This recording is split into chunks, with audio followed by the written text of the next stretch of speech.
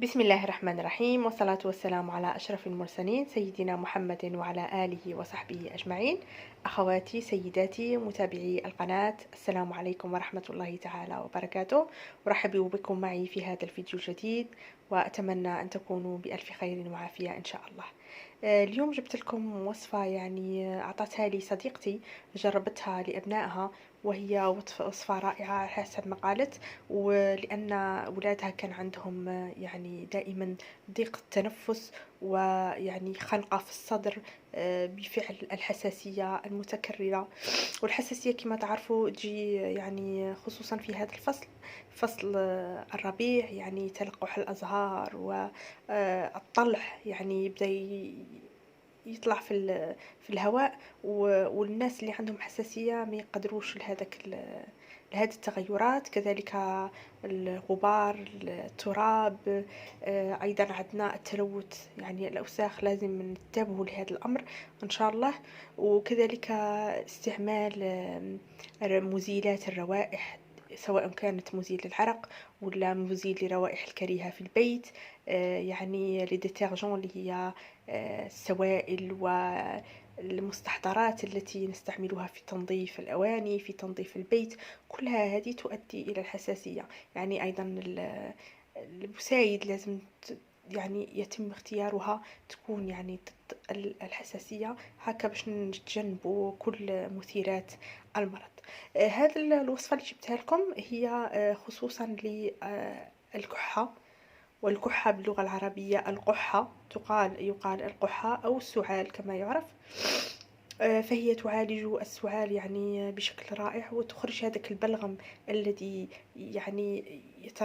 يتمركز في الصدر ويتراكم، خصوصا الدراري الصغار الأطفال ما يعرفوش يخرجوا هذاك البلغم. فهذه الوصفة تساعدهم جيدا، كما أنها ماشي كما الوصفات العربية الأخرى الطبيعية الأطفال يستنكرونها لأنها أعشاب. هذه الوصفة كما قالت لي صديقتي اللي جربتها لأبنائها وفادتها كثيرا،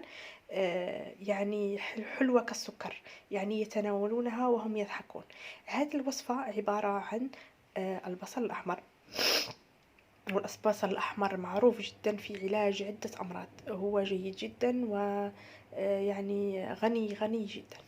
البصل الأحمر وكما تعرفون به عدة زيوت طيارة، لازم غير تقومين بفرمه. أنا فرمته هنايا، قمت بطحنه بالخلاط، تطحنيه وتقومين بتركه في شاش أو في حاجة ينحصر، يخرج، تقومين باستخراج الماء منه، تعصريه وتبخري البصل، تستعمليه في أي حاجة في الطهو، وتخلي هذاك الماء على جنب. هذاك الماء تقومين الذي استخرجتيه من البصل تقومين بإضافة العسل عليه، عسل الحر، لابد أن يكون عسل الحر. والعسل الحر معروف جدا في الاستطباب، خصوصا في التهاب الحلق، التهاب الصدر، في هذه الأمراض راه مفيد جدا.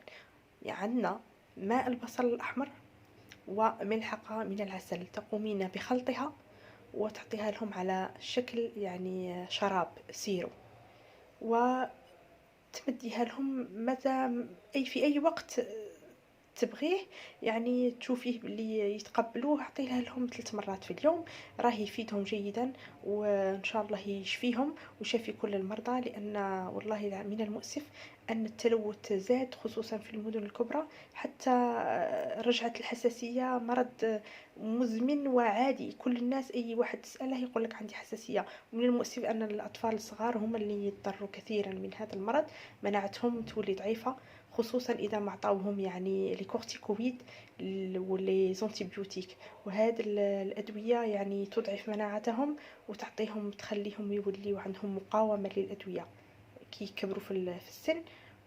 هذا شيء مؤسف. جربوا العودة إلى الطبيعة، جربوا هذه الوصفات، إن شاء الله تفيدكم، وإن شاء الله تشافي كل المرضى. هذا، والسلام عليكم ورحمة الله تعالى وبركاته.